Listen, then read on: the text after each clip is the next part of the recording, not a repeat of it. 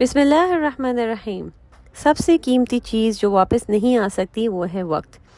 وہ سال اور مہینے جو ہم نے دوسروں کو خوش کرنے، ان کے توقعات پر پورا اترنے یا اپنی ذات کو پست ڈالنے میں ضائع کیے ہیں، ان کا ازالہ ممکن نہیں۔ یہ وقت کبھی واپس نہیں آتا، اس لیے ضروری ہے کہ ہم اپنی زندگی میں توازن برقرار رکھیں، اپنی خوشیوں اور اپنی ضروریات کا بھی خیال رکھیں تاکہ زندگی کا قیمتی وقت ضائع نہ ہو۔ ہمیں اپنی زندگی میں دوسروں کی خوشی کے ساتھ ساتھ اپنی خوشی اور مقصدیت کا بھی خیال رکھنا چاہیے، کیونکہ ضائع شدہ وقت کی تلافی ممکن نہیں۔ السلام علیکم ورحمۃ اللہ وبرکاتہ میری یوٹیوب فیملی، کیسے ہیں آپ سب لوگ؟ امید کرتی ہوں آپ بالکل ٹھیک ٹھاک ہوں گے۔ اور جناب ایک زبردست سے ٹاپک کے ساتھ آپ کے سامنے حاضر ہو گئی ہوں، مشکلات اور پریشانیوں سے نجات کیسے ممکن ہے۔ تو اس پر بات کرتے ہیں۔ تکلیف چھوٹی ہو یا بڑی، اس کا حل اللہ تعالیٰ کی طرف رجوع کرنا ہے۔ اللہ کو اپنا دوست بنائیں، اللہ سے توبہ کریں، کیونکہ اللہ ہر چیز کا مالک ہے اور اللہ ہر چیز پر قادر ہے۔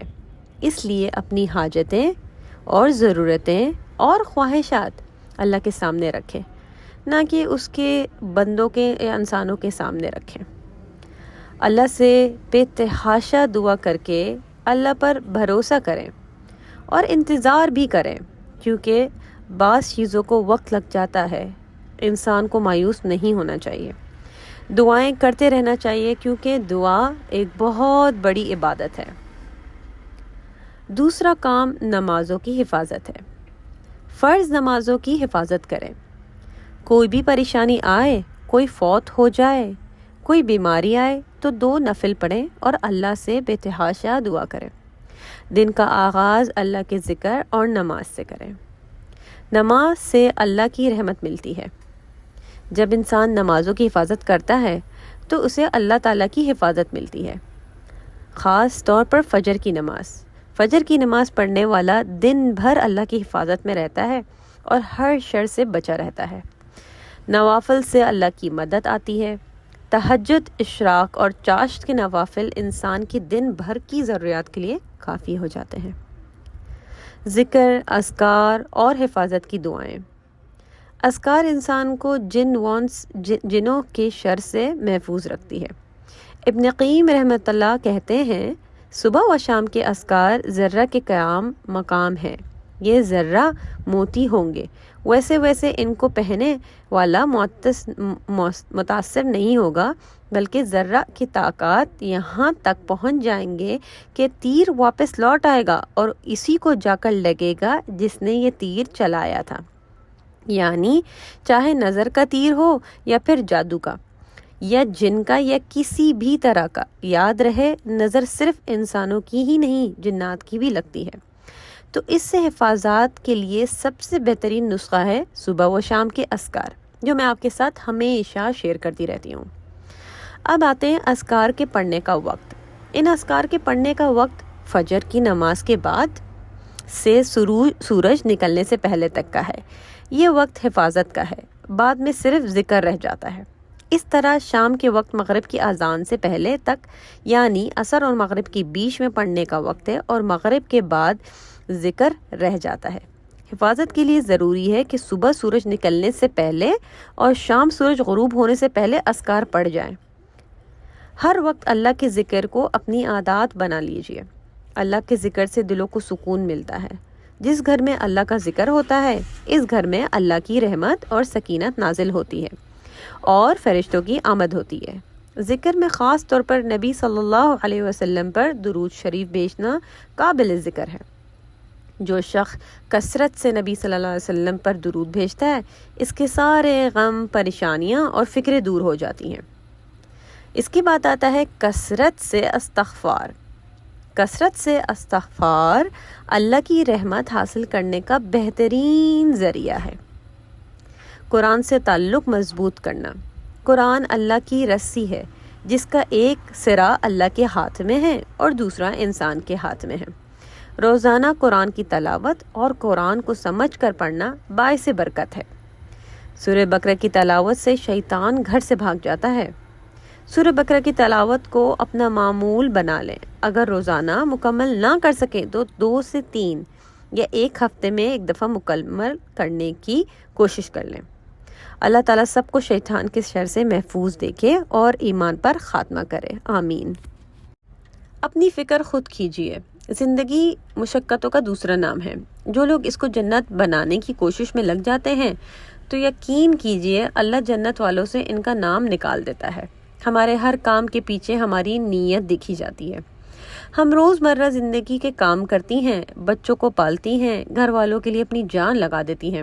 اس میں نہ اپنی صحت اور نہ اپنی قبر کا خیال آتا ہے، بس یہی دنیا سب نظر آتی ہے۔ لیکن ایک نظر مسلسل ہمیں دیکھ رہی ہوتی ہے، وہ ہمارا سب سے بڑا ہمدرد ہمارا رب ہے۔ ہمیں دیکھ رہا ہوتا ہے کہ مجھے کب دیکھے گی، مجھے کب یاد کرے گی، میرے پاس آنے کی تیاری کب کرے گی۔ ہم مصروف اور اتنے مصروف ہیں کہ بس اپنا آپ یاد نہیں۔ جب رب یاد بھی آئے تو گلے شکوے کے لیے، یہ نہیں دیا، یوں نہیں ہوا، ایسا نہیں ہوا، میرا صبر ختم ہو رہا ہے، مجھ سے اور نہیں ہو رہا، میں کب تک یہ دیکھتی رہوں گی۔ تو بہنوں، کب تک ہم اس حقیقت سے آخر کب تک بچیں گے؟ آخر ایک وہ دن بھی آئے گا جب اس دنیا سے جانا ہے، پھر کون مدد کو آئے گا؟ سب میت کو جلد دفنانے میں لگ جاتے ہیں، چند دنوں رو کر پھر اپنی دنیا میں گم ہو جاتے ہیں۔ تو فکر کیجئے اس گھر کی بھی جو آپ رہ رہی ہیں جہاں پر، اور آخرت کی بھی، بالکل آج کی اس دنیا کی طرح آخرت کی گھر کی بھی تیاری کر لیجئے۔ ایک بہت ہی پیاری سی آپ سمجھ لیں آرٹیکل میں نے کچھ دنوں میں پڑھا تھا اور اس نے میرے دل پہ بہت زیادہ اثر ڈالا ہے، اور میں کافی لوگوں کے ساتھ اب اس کو دن بدن شیئر کرتی جا رہی ہوں۔ تو سوچا آپ کے ساتھ بھی اسی ویلاگ میں شیئر کرتی پھروں، جہاں پر ہم اللہ تعالیٰ کی عبادت میں مشغول ہونے کی کچھ ٹپس ہیں، وہاں پر میں ایک واقعہ یا آرٹیکل آپ کے ساتھ شیئر کرنا چاہتی ہوں۔ تو آئیے شروع کرتے ہیں۔ تم قبر میں ہزاروں سال تک کیا کرو گے؟ ڈاکٹر مصطفیٰ محمود لکھتے ہیں، میں تمہیں ایک طریقہ بتاتا ہوں جو میرے ساتھ بہت کارآمد پیدا ہوا اور جس سے میں نے اپنے اللہ سے تعلق پر زیادہ توجہ مرکوز کرنے لگا ہوں۔ قبر خوفناک ہے، ظاہر ہے کہ نیک لوگوں کے علاوہ۔ میں نے اس کے بارے میں سوچا اور اب میری عمر 54 سال ہے اور میں دنیا سے اور اس کی چیزوں سے تنگ آ چکا ہوں۔ اچھا، تو جب میں قبر میں جا کر اکیلے رہوں گا سینکڑوں ہزاروں سال تک تو میں کیا کروں گا؟ کیا تم نے کبھی اس کا تصور کیا ہے؟ اس لیے میں نے مندرجہ ذیل طریقوں پر عمل کرنا شروع کر دیا۔ دیکھو، میں مر جاؤں گا اور میرے پاس ایک خالی بالکل تاریک قبر ہوگی۔ اس قبر کو سامان کی ضرورت ہوگی، لہٰذا میں ہر استغفار کو تصور کرنے لگا جیسے میں اسے اپنے قبر کی طرف بھیج رہا ہوں تاکہ وہ وہاں میرا انتظار کرے اور میری تنہائی کا ساتھی بنے۔ اللہ کی قسم، میں مذاق نہیں کر رہا۔ میں نے اپنی قبر کو مکمل ڈیکوریٹ کر دینے کا عمل شروع کر دیا ہے۔ قبر کے ایک کونے میں ہزاروں تسبیحات سے بھر رہا ہوں۔ یہاں میرے سر کے قریب قرآن ہوگا جسے میں روز پڑھتا تھا، آرام دہ بستر کا سبب بنے گا۔ ہر رکوع کو میں یہ تصور کر کے ادا کرتا ہوں کہ میں اس قبر میں اپنا ذخیرہ بنا رہا ہوں۔ ہر کوئی مجھے چھوڑ کر اپنے گھروں کو چلا جائے گا اور میں اکیلا رہ جاؤں گا، شاید ہزاروں سینکڑوں سالوں تک۔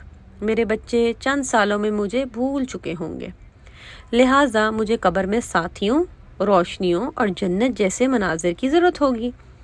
میں تسبیحات، ذکر، قرآن، نماز اور صدقہ سب کو اپنے ساتھ تصور کرتا ہوں کہ وہ میرے دوست ہوں گے، میرے ساتھ وہاں ہنس رہے ہوں گے اور باتیں کر رہے ہوں گے۔ نبی کریم صلی اللہ علیہ وسلم پر درود پڑھنا میں اپنے معمولات کا ایک اہم عمل بنا لیا ہے۔ یہ وہاں ہماری محفلوں میں بھی شامل ہوگا، ٹھنڈے پانی کی طرح، خوبصورت لباس کی طرح۔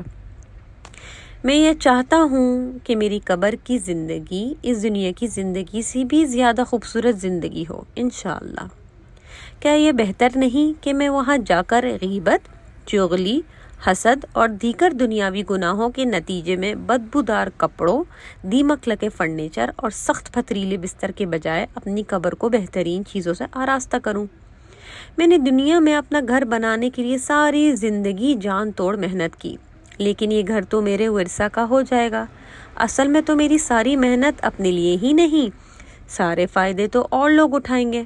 تو میں نے سوچا کہ بس بہت ہو گیا، مجھے اپنا گھر بنانا ہے، یہاں صرف میں ہی ہوں گا اور ایک طویل عرصہ گزارنا ہے۔ اگر میرے تمام اعمال دنیا کی ضروریات کے لیے تھے اور اپنی قبر کے لیے کچھ بھی نہیں تھا، تو پھر تو میرے قبر والے گھر کے لیے سوائے عذاب کے فرنیچر، مستقل اندھیرے اور سخت حساب کی کچھ بھی نہ ہوگا، اور میں اسے گھر میں اکیلا کیسے رہوں گا؟ میری آپ کو بھی نصیحت یہ ہے کہ آج سے اپنی قبر کو اپنا بینک اکاؤنٹ بناؤ، اس میں زیادہ سے زیادہ ڈپازٹ کرواؤ اور لانگ ٹرم والی پالیسی لے لو۔ اپنی عبادات کا خوب خیال رکھو، اللہ کی قسم جب تم قبر میں ہوگے تو تم مجھے وہاں سے بھی شکریہ ادا کرو گے۔ اپنی قبر کی گھر کا اس دنیا کی گھر سے زیادہ خیال رکھو۔ ابھی تم اپنے گھر والوں کے درمیان ہو، پہن رہے ہو، کھا پی رہے ہو، آرام سے گھر والوں کے درمیان سو رہے ہو، اور تمہیں تمہاری تمام ضروریات میسر ہیں، پھر بھی تم اپنے حالات سے نالا رہتے ہو، ہر وقت کوئی نہ کوئی شکایت کرتے رہتے ہو۔ تو سوچو، جب تم زمین کے نیچے ہوگے اور سینکڑوں، ہزاروں، اربوں سالوں کے لیے ہوگے، تو وہاں تمہارے ساتھ کون ہوگا؟ تمہارے پسندیدہ کھلاڑی، اداکار، تاجر، فلم ایکٹرز، یہ تو تمہیں یہاں بھی نہیں جانتے اور نہ ہی انہیں تمہاری اتنی فکر ہے۔ تم ہی ان سب کے پیچھے بیوقوفوں کی طرح اپنا وقت ضائع کرتے ہو۔ تمہارے وہ بچے جن کی شادیوں پر تم لاکھوں روپے فضولیات پر خرچ کر دیتے ہو، یقین کرو یہ خرچ تمہارے لیے وبال بن چکا ہوگا، اور بچے مکر جائیں گے کہ ہمارے باپ اور ہماری ماں نے خود ہمارے لیے بھی اور اپنے لیے بھی مصیبت کھڑی کی۔ لہٰذا اپنا خیال خود رکھو، اپنی ہر تسبیح اور ہر عمل کا خیال رکھو، اور اس سے کہو کہ وہ مجھ سے پہلے قبر میں جا کر میرا انتظار کرے، میری قبر کو خوشیوں سے مہکائے، شاندار باغیچہ بنائے، ہوادار کمرے ہو، مہنگا ترین فرنیچر ہو، اور میرے ہمدرد دوست ہوں۔ ہم وہاں ملیں گے اور میرا وہ گھر ہے، میرا بہترین ساتھی اور بہترین رہنے کی جگہ ہوگی۔ اللہم ہمیں حسن خاتمہ عطا فرما، اللہم ہماری آخرت کو بہتر بنا دے اور ہمیں قبر کے عذاب سے بچا، ہمیں اپنا ذکر، شکر اور حسن عبادت کی توفیق عطا فرما، تاکہ تو ہم پر اپنی رضا اور جنت الفردوس میں نعمت نازل کر، جہاں ہم تیرے نبی محمد صلی اللہ علیہ وسلم کی صحبت میں ہوں، جن پر بے شمار درود و سلام ہوں۔